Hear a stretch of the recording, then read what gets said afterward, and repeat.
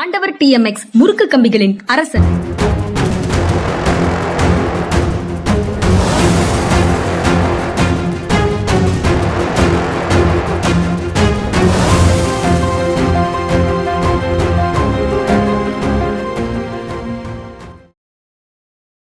வணக்கம். இது மனிதா சார். வணக்கம் சார். வணக்கம்ங்க. வணக்கம்.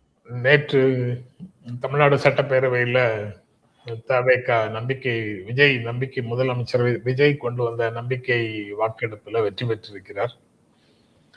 144-22 5 அப்படின்னு வாக்குகள், அதாவது ஆதரவாக 144, 22 எதிர்ப்பு, 5 நடுநிலை அப்படின்னு இருந்தது சார். அதை ஒட்டி நடந்த நிகழ்வுகள் நீங்க பார்த்திருப்பீங்க. பொதுவாக அதை பற்றிய உங்களுடைய கருத்தை சொல்லிட்டீங்கன்னா அதுக்கப்புறம் அதுல இருந்து மற்ற விஷயங்களுக்கு போகலாம் சார். இல்ல, ஏற்கனவே நான் திரும்ப சொன்ன மாதிரி இந்த அரசு கவிழணும்னு சொல்லி யாருமே விரும்ப மாட்டாங்க. யாருக்குமே அதுல லாபம் இல்லை. மறுபடியும் இம்மீடியட்டா ஒரு எலெக்ஷன் வரணும். இந்த அரசு கவிழ்ந்ததுன்னா இன்னொரு அரசு அமைப்பதற்கான சாத்தியக்கூறுகள் இல்லை, நம்பர்ஸ் இல்லை மற்றவங்ககிட்ட எல்லாம். அதனால இன்னொரு எலெக்ஷன் தான் வரணும். அந்த எலெக்ஷன் வர்ற வரைக்கும் 6 மாசத்துக்குள்ள இன்னொரு எலெக்ஷன் நடத்தணும். அது வரைக்கும் ஜனாதிபதி ஆட்சின்னா அது பாரதிய ஜனதா கட்சி ஆட்சி. அதுல எடப்பாடியை தவிர வேற யாருக்குமே அதுல ஆர்வம், எடப்பாடிக்கே உள்ளூர் அதுல ஆர்வம் இருக்காது. பாரதிய ஜனதா கட்சிக்கு மட்டும்தான் அதுல ஆர்வம் இருக்கும். அதனால இந்த அரசு, நான் சொல்லிக்கிட்டே இருந்தேன், அப்படி ரொம்ப தேவைன்னா சரி அப்சைன் பண்ணிடுவாங்க டிஎம்கே காரங்க அப்படின்னு. அதே மாதிரி தான் பண்ணிருக்கேன். So that's okay. That was for இது கன்க்ளூஷன் அரைவ்ட் ஆல்ரெடி. அதில் ஒன்றும் இல்லை. ஆனால் அந்த நம்பிக்கை தீர்மானத்து மேலே பேசும்போது பிரேமலதா பேசுனது நல்லா பேசியிருக்காங்க. சில நல்ல பாயிண்ட்ஸ் கொண்டு வந்திருக்காங்க. அதே மாதிரி இவங்க விடுதலை கட்சியில சொல்லியிருக்காங்க, இந்த ஜோசியத்தை தொழிலாக வைத்திருக்கும் ஒருவர் அவர் பிரின்சிபல் செக்ரட்டரியா போட்டிருக்கீங்க அப்படிங்கிறது இரேஷனல், அது சரியில்லைன்னு சொல்லி பேசியிருக்காங்க. நான் முக்கியமாக உதயநிதியுடைய ஸ்பீச்சை நான் கவனிச்சேன். ரொம்ப பாராட்டுதற்குரிய விதத்துல இந்த யங் பாலிட்டிஷியன் அப்படின்னு இனிமேல் அவர் சொல்ல முடியும், மெச்சூர்டு பாலிட்டிஷியன் தான் சொல்லணும். யங் அண்ட் மெச்சூர்டு அப்படின்னு சொல்லலாம், அப்படி வேணா சொல்லலாம். ரொம்ப அழகா தன்னுடைய வியூ பாயிண்ட் சொன்னாரு. இதுல எனக்கு ஒரு ஏமாற்றம் என்னன்னா, அதுக்கு சட்டசபையில பதில் சொல்லணும் முதல்வர், அதுதான் முறை. சட்டசபையில் பதில் சொல்லாம அதுக்கு ஒரு ட்வீட் போடுறாருன்னு யாரோ தயார் பண்ணி கொடுத்துருக்காங்கன்னு அர்த்தம். தயார் பண்ணி கொடுக்கறது தப்பு இல்லை, ஸ்பீச் எல்லாம் தயார் பண்ணி கொடுக்கலாம். ஆனா டிபேட்லயும் தயார் பண்ணி கொடுக்க கூடாது, அது நேரடியா பதில் சொல்லணும். அதான் ஒருத்தருக்கும் இன்னொருத்தருக்கும் இடையில உள்ள திறமைகளை வெளிக்காட்டுற ஒண்ணு. அது கொஞ்சம் இல்லை, எனக்கு ரொம்பவே அதுல ஏமாற்றமா இருந்தது. விஜய் இன்னும் சீக்கிரமா இதெல்லாம் படிச்சுக்கணும்னு சொல்லி. Okay sir. அந்த இதுல மறுமலர்ச்சி திராவிட முன்னேற்ற கழகத்தை சேர்ந்தவர்கள் உதயசூரியன்ல நின்றவங்க தான். மறுமலர்ச்சி திராவிட முன்னேற்ற கழகத்தை சேர்ந்தவங்க 2 பேர் வரல அப்படின்னு ஒரு செய்தி இருக்கு. அது போக பிரேமலதா பேசும்போது குதிரை பேரம் பற்றி பேசினாங்க. குதிரை பேரம் எதுவும் விஜய் நடத்தவில்லைன்னு வைகோ அதுக்கு பதில் சொல்றாரு வெளியில. ஆமா, வைகோ அதுக்கு வெளியிலிருந்து பதில் சொல்றாரு. திரும்ப ஜோசியரை போட்டது என்ன தப்புன்னு வெளியிலிருந்து பதில் சொல்றாரு.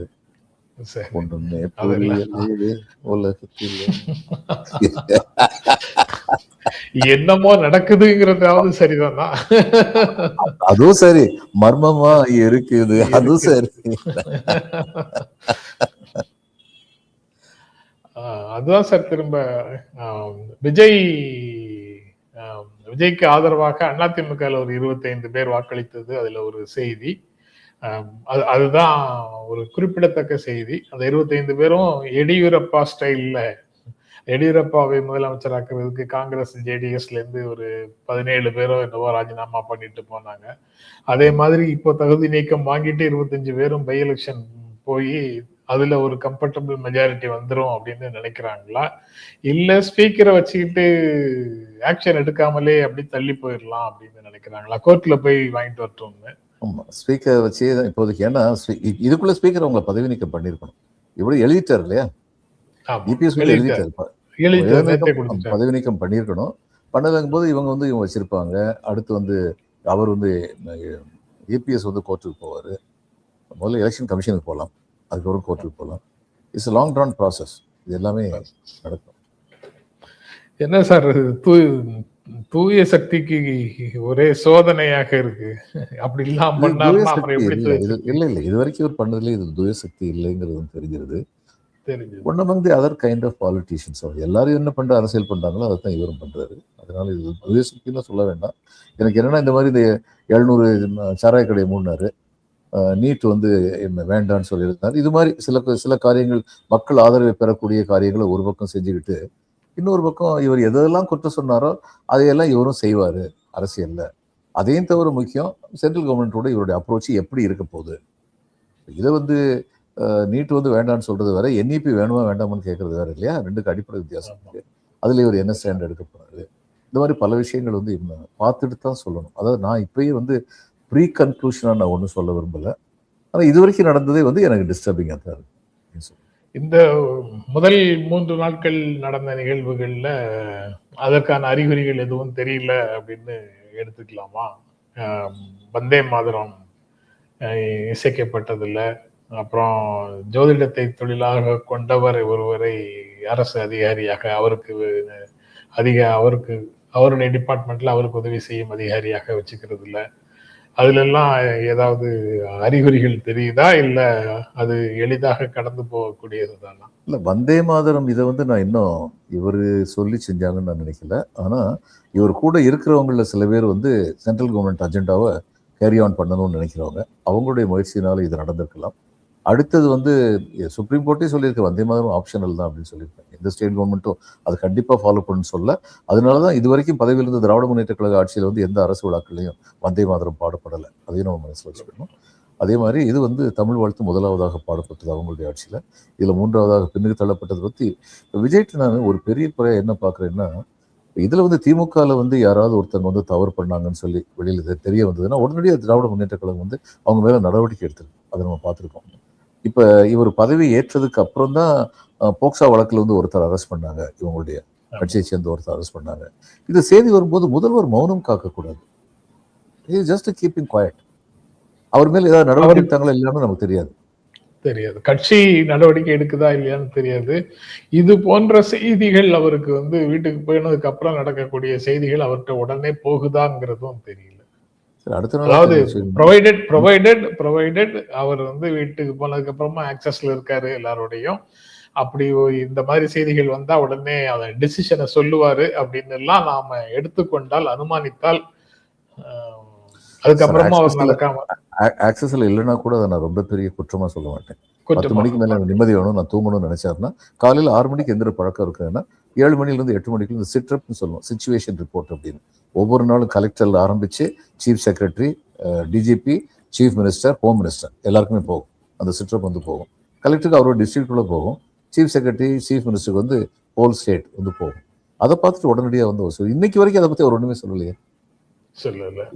தேர்தல் சமயத்திலே அவருடைய ஆட்கள் வந்து டிரான்ஸ்ஃபார்மர் ஏறுறாங்க, அதை பத்தி ஏதாவது சொன்னாரா?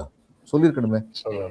அதனால முதலமைச்சராக பதவியேற்றதுக்கு அப்புறம் அவருக்கு ஒரு பொறுப்பு அதிகமாக இருக்கு. அதன் காரணமாக இதெல்லாம் வந்து உடனடியாக சொல்லுவார்னு சொல்லி எதிர்பார்க்கணும். இது வரைக்கும் நீங்க 3 நாளாக நடந்ததை பத்தி என்ன நினைக்கிறீங்கன்னு கேட்டா எனக்கு ஏமாற்றம் தான். ஆனா இந்த வந்தே மாதரத்தை நான் ரொம்ப பெருசா ஒரு இஷ்யூ ஆக்கல. இன்னொரு தரம் அப்படி நடந்ததுன்னா அது பெரிய இஷ்யூ ஆக்குவேன். இன்னைக்கு அது பெரிய இஷ்யூ ஆக்கல. ஆனா மற்றபடி அவருடைய செயல்கள் வந்து தூய ஆட்சியை கொண்டு வரேன்னு சொல்லிட்டு முன்னாள் அதிமுக அமைச்சர்கள் சில பேர் மேல ரொம்ப சீரியஸான ஊழல் குற்றச்சாட்டு இருக்கு. இவங்க திமுக மேல சொல்றதும் சீரியஸான ஊழல் குற்றச்சாட்டுன்னு தானே சொல்றாங்க. ஊழல் பண்ணினாங்க, தண்டிக்கப்பட்டாங்கன்னு சொல்லலையே. அப்ப ரெண்டையும் ஒரே தராசுல தான் வச்சு பார்க்கணும். திமுக இருந்தாலும் சரி, அதிமுக இருந்தாலும் சரி. அதுல இவர் வந்து அப்ப தன்னுடைய ஆட்சியை சிறப்படுத்திக்கணுங்கிற ஆசை எல்லாருக்கும் இருக்குதான் செய்யும். இவ்வளவு கஷ்டப்பட்டு 107 சீட்டு வாங்கிட்டு அதுக்கப்புறம் வந்து வீட்டுக்கு போவாரா? போக மாட்டாரு. அப்ப அதுக்கு என்ன பதில் இருக்கு அவர்கிட்ட? இவங்களெல்லாம் ஆதரவு தேடினா அட்லீஸ்ட் மறுபடியும் வந்து ஹீ ஷுட் ரீட்ரேட். இங்க வந்துட்டீங்கன்னா நான் எப்படி நினைக்கிறோம் அப்படிப்பட்ட தூய ஆட்சிக்கு உறுதுணையா இருக்கணும் அப்படிங்கிற எதிர்பார்ப்புல இவங்களை கூப்பிட்டுருக்கீங்க. ஒரு வார்த்தை சொன்னாரா? அதுவும் சொல்லல. அதனால பொறுத்து ஆட்சியை இப்ப யாரும் மாத்திர முடியாது. யாருக்கும் தேர்தலை எதிர்கொள்வதற்கு யாரும் தயாராக இல்லை. ஆட்சியை யாரும் மாத்திர முடியாது. கவிழ்த்த போறது இல்லை. எல்லாருமே இடதுசாரிகள் இடையூறாக இருக்க மாட்டோம், திமுக இடையூறாக இருக்காது அப்படின்னு பிளாங்க் செக் கொடுத்துக்கிட்டே இருக்காங்க அவ்வளவு பேரும். அப்ப நீங்க தைரியமாக செய்ய வேண்டிய விஷயங்களை செய்யலாம் தானே. ஆமா, அப்படி செய்யறது மூலம் மக்கள் ஆதரவு கூடத்தானே செய்யும். அது இவருக்கு ஸ்ட்ரென்த் தானே. அது அப்படி செய்யறதாக இருந்தால் மக்கள் நலத்திட்டங்களை செயல்படுத்துவதாக இருந்தால் மக்கள் ஆதரவு கூட தான் செய்யும். அதுதான் வந்து கஜானா காலின்னு முதல்ல ஒரு ஸ்டேட்மெண்ட் முதல் நாளே சொன்னாரு சார். இல்ல அது அந்த ஸ்டேட்மெண்ட் சொல்லாமலே சொல்லியிருந்திருக்கலாம். என்னுடைய வாக்குறுதியை நிறைவேற்றுறது கொஞ்சம் டைம் கொடுங்கன்னு கேட்டிருக்கலாம். கஜானா காலின்னு சொன்னது வந்து ஒரு தவறான ஸ்டேட்மெண்ட். அதாவது ஏன் தவறான ஸ்டேட்மெண்ட்டா, கவர்மெண்ட்டுக்கு ரெவன்யூ தொடர்ந்து வந்துகிட்டே தான் இருக்கு. எங்க காலியா இருக்கு கஜானா? தொடர்ந்து வந்துகிட்டே தான் இருக்கு. அவங்க வந்து வாங்கின கடன் வரம்புக்குள்ளதான் வாங்கியிருக்காங்க.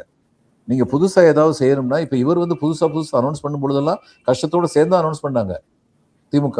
அந்நேரம் அவங்களுக்கு ஒன்றிய அரசு வந்து முன்னால் நின்று ஹெல்ப் பண்ணல. இப்ப இதுக்கு வந்து ஹெல்ப் பண்றாங்க ஒன்றிய அரசு. மேற்கு வங்கத்துக்கு விழுந்து விழுந்து ஹெல்ப் பண்றாங்க. இப்ப அந்த காலத்துல அவங்களுக்கு எந்த ஹெல்ப்பும் இல்லை. அதே மாதிரி தான் அந்த கட்சி தவிர உதயநிதி பேசியதற்கு வீட்டுல போய் பதில் சொன்னாரு. நம்பிக்கை வாக்கெடுப்பு முடிஞ்சதுக்கு அப்புறம் திமுக தலைவர் சொன்ன கருத்துக்கு இன்னும் பதில் எதுவும் வரல. அப்படின்னு சில விஷயங்கள் ஓடுது. மீனவர் பிரச்சனைக்கு கடிதம் எழுதுவது வேடிக்கை அப்படின்னு மீனவர்கள் எல்லாரும் முதலமைச்சர் விஜய்க்கு கண்டனம் தெரிவிக்கிறாங்க. அதாவது இது தேர்தல் பிரச்சாரத்தின் போது கடிதம் எழுதிய அன்றைய முதலமைச்சர் மு.க. ஸ்டாலினை நீங்க கேலி செய்தீங்க, இதெல்லாம் வந்து உணர்வு பூர்வமாக எதிர்கொள்ளணும், கடிதம் எழுதிட்டு காலத்தை கடத்தக்கூடாது அப்படின்னு எல்லாம் பேசுனீங்க. இப்ப நீங்களும் வந்து கண்டனம் தெரிவிக்காம உணர்வு பூர்வமாக அணுகாமல் சம்பிரதாயமாக ஒரு கடிதத்தை எழுதுறீங்களே அப்படின்னு மீனவர்கள் சொல்றாங்க அப்படின்னு ஒரு செய்தி இருக்குது. அவர் பேசுனதெல்லாம் பத்தி இன்னைக்கு ஞாபகப்படுத்தினா அவரு ஒரே ஒரு பதில் தான் சொல்ல முடியும். அது கூட இல்ல. அரசியல்வாதி வாழ்வில் இதெல்லாம் சகஜமப்பா அப்படின்னு சொல்லிட்டு தான் போகணும். ஜூம்லாங்கிறது பொய்யான வாக்குறுதி கொடுத்தது. 15 லட்சம் ஒவ்வொரு அக்கௌண்ட்லயும் போடுவேன்னு சொன்னதை பத்தி பேசுனது. அதையும் ஒரு சொல்ல வேண்டிய கட்டாயம் வருமா இல்லையா நமக்கு தெரியாது. I don't want to pre conclude. நம்ம அதுல நம்ம டைம் கொடுக்கணும். ஆனா இந்த விஷயங்கள் வந்து அடிப்படை விஷயங்கள். அதாவது பார்லிமெண்டரி டெமோக்ரஸியில முதல்வர் வந்து எதிர்கட்சி தலைவர் பேசும்போது முதல்வர் உடனடியாக பதில் சொல்லணும். அதுதான் parliamentary democracy. He should be knowledgeable. வேணும் கொஞ்சம் டைம் கொடுத்து போகும். குதிரை பேரம்னு பிரேமலதா சொன்னது வந்து குதிரை பேரம் நாங்க செய்யறது இல்ல, குதிரை வேகத்துல செயல்படும் அரசுன்னு வார்த்தை ஜாலத்துல விளையாடுறாரு. அது சரி, வார்த்தை ஜாலம் வரவேற்க தகுந்ததுதான். பார்லிமெண்ட் டெமோக்ரஸியில் அது வரவேற்க தகுந்ததுதான். என்டர்டைன்மெண்ட் இருக்கணும்ல. கலைஞர் எவ்வளவு என்டர்டைன் பண்ணாரு. அதனால அது நிச்சயமா வரவேற்க தகுந்ததுதான். அது மட்டும் கூடாது, கூடவே மத்ததும் இருக்கணும். இல்ல குதிரை பேரம் இல்லையா? இந்த அதிமுகவை உடைச்சு கொண்டு வந்ததோ, அமமுக ஒரே நபரை கொண்டு வந்ததோ, அல்லது திமுக கூட்டணி கட்சிகளை கொண்டு வந்ததோ ஆஃபர் எதுவும் இல்லாமலே தான் கொண்டு வந்திருக்காங்களா? ஆஃபர்ங்கிறதே டீல் தானே. டீல்ங்கிறதே குதிரை பேரம் தானே இல்லையா? அமமுக இருந்து வந்த அந்த சட்டமன்ற உறுப்பினர் தன் பெயருக்கு தகுந்தாற்போல் நடந்து கொள்ள வேண்டும் சொல்லி காமராஜ் திடீர்னு முடிவெடுத்துட்டாரா? விளங்க மாட்டேங்குது. அவர் வந்தது என்டிஏ கூட்டணியில இருந்து வந்தாரு. திடீர்னு சொல்லி அதுவும் இந்த காயாராம்னு அந்த காலத்துல ஹரியானால சொன்னாங்கல்ல, காயாராம்னு ஒரு எம்எல்ஏ ஒரே நாள்ல 3 தரம் கட்சி மாறினான்னு சொல்லுவாங்க. அதனாலதான் அந்த முதல்வர் அந்த ஹரியானா முதல்வர் காயாராம் வர்றாரியா போறாரியான்னு சொல்லி சொன்னான்னு சொல்லுவாங்க. அதே மாதிரி இவர் வந்து முதல்ல வந்து இவங்க ஆதரவு தெரிவிச்சுட்டான்னு இவங்க சொன்னாங்க. தினகரன் அவர் கூட்டு போனபோது இல்லை நான் அப்படிலாம் சொல்லலைன்னு சொல்லி சொன்னாரு காமராஜ். அதுக்கப்புறம் வந்து இன்னைக்கு சட்டமன்றத்திலேயே உட்காந்து சொல்றாரு ஆதரவு கொடுக்குறேங்கிறாரு. அதனால இவங்களுடைய நிலைப்பாடை பார்க்கும்போது இவங்க மேல என்ன மரியாதை? இப்படிப்பட்ட ஆட்களை பயன்படுத்துறாங்கன்னு சொன்னா தாவாக்க மேல என்ன மரியாதை இருக்கும்? மறுபடியும் ஞாபகத்தில் வச்சிருக்கணும், ஜெயலலிதா இறந்த பொழுது ஒரு குழுமம் வந்து அதிமுகல இருந்து இங்க திமுக வர்றதுக்கு தயாரா இருந்தாங்க, எல்லாருக்கும் தெரியும். ஆனா கலைஞரும் சரி திரு ஸ்டாலினும் சரி டிக்ளைன், அந்த மாதிரி ஒரு ஆட்சி வேண்டாம் அப்படின்னு ரொம்ப தெளிவா சொல்லிட்டாங்க. அது நல்ல அரசியல் பண்பாடு, வரவேற்க தகுந்தது. பட் இது எல்லாமே குதிரை பேரம் அப்படிங்கிறத யாரும் எல்லாரும் இங்க எதிர்கட்சிகள்ல இருக்கக்கூடியவங்க சொல்றாங்க. ஆனா ஆளும் தரப்புல இருக்கிறவங்க அதெல்லாம் சகஜமாகத்தான் ஏற்றுக்கொள்கிறார்கள். இப்ப அது திரும்ப நீங்க சொன்ன அந்த பாயிண்ட் தான். எந்த குதிரை பேரமும் நடத்த வேண்டிய அவசியம் இல்லாத சூழ்நிலை தானே இருக்கு. இவருடைய ஆட்சிக்கு எந்த விதமான இடைஞ்சலும் கிடையாது. ஆட்சி கவலை போவதில்லை. திரும்ப நான் சொல்றேன், இவர் ஆட்சிக்கு இடைஞ்சல் வந்ததுன்னா திரும்ப திமுக வெளிநடப்பு செய்து இந்த ஆட்சியை காப்பாற்றும். அவங்களுடைய குறைகளை சொல்லிட்டே இருப்பாங்க, அதே சமயம் ஆட்சியை காப்பாற்றும். அதனால எந்த காலத்திலயும் இவர் கவலைப்பட வேண்டியதே இல்லை. நீங்க சொன்ன வார்த்தை தான், மைனாரிட்டி கவர்மெண்ட் ஆகவாவது இது வந்து கண்டினியூ ஆகிட்டே இருக்கும். ப்ரொவைடட் அந்த திமுகவுடைய அடிப்படை கொள்கையிலிருந்து இவர் மாறி தமிழக மக்களுக்கு இடைஞ்சல் ஏற்படுத்தலாம் திமுக நினைச்சதுன்னா இதுக்கு வந்து செக்யூலரிசத்துக்கு எகென்ஸ்டா இருக்கான்னு நினைச்சா அந்நேரம் திமுக வந்து சும்மா இருக்க மாட்டாங்க. அடிப்படையே குளறும். மற்றபடி இவங்க வந்து மற்றபடி இவங்க திமுக வந்து இந்த அரசு கவிழாமல் இருக்கிறதுக்கான முயற்சிகளை தான் செய்யும். இதுல திமுக கொள்கைகளே தானே சார் இவங்க வந்து நகல் திமுகவாகத்தானே இருக்கிறாங்க பெரும்பாலும். ஏன்னா யார் வந்து அப்படி சார் இங்க யார் வந்து ஆட்சியை கையில வச்சிருக்கணும்னு நினைச்சாலும் அண்ணா ஆரம்பிச்ச அந்த நகல் திமுகவா தான் இருக்க முடியும். அதுல இருந்து டிவேட் ஆக முடியாது. அதுக்கு முன்னாடி காமராஜ், அவருக்கு ஏன் பெருமையை நம்ம விட்டு கொடுக்கணும்? அவரும் இருந்தார். நீதி கட்சி காலத்திலிருந்து துவங்கின அந்த ஒருங்கிணைந்த வளர்ச்சிங்கிறது வந்துதான் இங்க ஆட்சியை பிடிப்பதற்கான அடிநாதம் இன்னைக்கு வரைக்கும். ஆனா இதே சமயம் இன்னொன்னு சொல்றேன், ஜென்சி இருக்காங்களே அவங்களுக்கு எதை பத்தியும் கவலை இல்லை. அவங்களுக்கே என்ன தீர்வு நடக்குதுங்கிறத பத்தி கூட தெரியாம ஓட்டு போடுவாங்க. இன்னைக்கு இருக்கிற எஸ்டாப்ளிஷ்டு பார்ட்டில ஒருத்தங்க கூட ஜென்சி கூட வந்து கனெக்டிவிட்டி கிடையாது.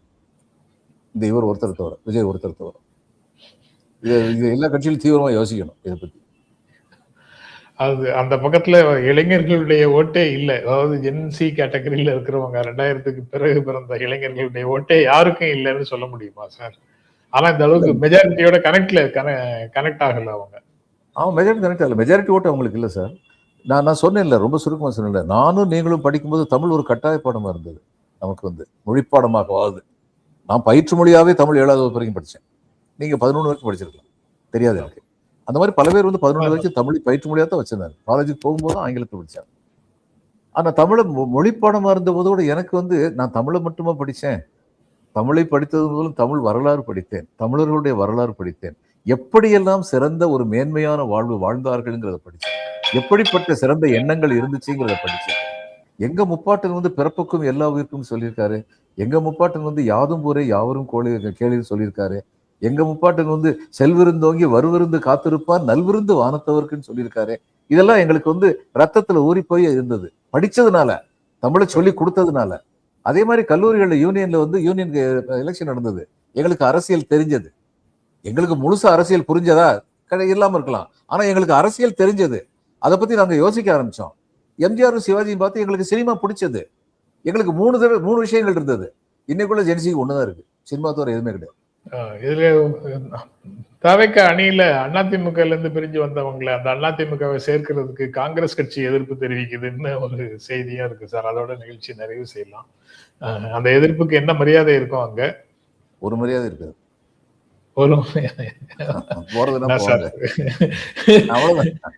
எவ்வளவு பெரிய கட்சியை நீங்க ஒரு மரியாதையும் இருக்காது. அதெல்லாம் இருக்கிற இதை பார்த்தா இவரு கண்ணதாசன் அந்த காலத்தில் கேட்டார்ல, பரமசிவன் கழுத்தில் இருந்த பாம்பு கேட்டது கருடா சௌக்கியமா, யாரும் இருக்கும் இடத்தில் இருந்து விட்டால் எல்லாம் சௌக்கியமே அப்படின்னு கருண் சொன்னது அதில் அர்த்தம் உள்ளதுன்னு சொல்லி சொன்னார்ல. அது மாதிரி தான் 5 பேரை வச்சுக்கிட்டு அவங்க என்ன செய்ய முடியும்? இன்ஃபேக்ட் அவங்கள மதிக்காம நடந்தால், இவங்க 24 பேர் தான் முக்கியம்னு சொல்லி நடந்தால் அப்படி நடப்பதற்கான வாய்ப்புகள் அதிகம். அப்போ விஜய் வந்து தான் போகும் பாதையை தெளிவாக திட்டமிடுகிறார் அப்படின்னு கூட நமக்கு பயம் வரும். இல்ல இதுல வந்து அந்த நீங்க சொன்னதுனால அதையும் பத்தி கேட்டுட்டு முடிச்சிடலாம் சார். யாரும் இருக்கும் இடத்தில் இருந்து விட்டால் எல்லாம் சௌக்கியமேன்னா status quo should be maintained, யாரும் அதை மாற்றுவதற்கு முயற்சி செய்யாதீங்கன்னு ஒரு பொருள் இருக்கு. அந்த மாதிரி இல்ல அப்படியில அர்த்தம். இருக்க வேண்டிய இடத்தில் இருக்கும் இடம் தான் இருக்க வேண்டிய இடம். காங்கிரஸ் இருக்க வேண்டிய இடம் திமுக கூட போயிட்டாங்க, என்ன பண்ண முடியும்? வெற்றி தோல்விங்கிறத விட கொள்கை முக்கியம் இன்னைக்கு உள்ள நிலைமையில. அப்படின்னு காங்கிரஸ் நினைச்சிருந்தா திமுக தொடர்ந்து இருந்திருக்கணும். அனைத்து இந்திய அளவுல வந்து காங்கிரசுக்கு வந்து உறுதுணையா இருந்தது, ஒரு உற்ற துணைவனாக தொடர்ந்து இருந்தது யாரு? பிஜேபி எதிர்ப்பு அரசியல் தொடர்ந்து பண்ணிக்கிட்டு இருக்கிறது யாரு? திமுக தான். அவங்களை டிச் பண்ணிட்டாங்களே. இவங்க வந்து விஜய் வந்து ஆன்டி பிஜேபி அரசியல் கையில் எடுக்க போறாரா? தெரியாதே. இது ஆதரவு அல்லது ஆட்சி தொடர்வதற்கான வேலையை இவங்க கூடவே சேர்ந்து பிரேமலதா நேற்று வெளிநடப்பு செய்த மாதிரி IUML, CBI, CPM, VCK, Congress எல்லாமே செய்திருக்க முடியும். ஒரு ஆங்கிள் பார்த்தா அதை செய்திருக்க முடியும் தானே. அப்பவும் இந்த ஆட்சி நின்றுக்கும். ஆனா முதல்ல வந்து அவங்க வந்து ஆதரிக்கிறோன்னு வாக்கு கொடுத்ததுக்கு அப்புறம் அப்படி வெளிநடப்பு செய்யக்கூடாது. அது அறம் அல்ல, அரசியல் அறம் அல்ல. அது முதல்ல சொல்லாமலே இங்க இருந்திருக்க முடியும். இதுதான் இங்க அரசியல் நிகழ்வுகள் எப்படி போகுங்கிறத பார்வை தெளிவாக இருந்தால் இருந்திருக்க முடியும். ஆனா அப்படி இல்லை. Okay sir, right sir. நாளைக்கு தொடர்ந்து பேசுவோம் சார். ரொம்ப நன்றி. வணக்கம். வணக்கம்ங்க. வணக்கம்.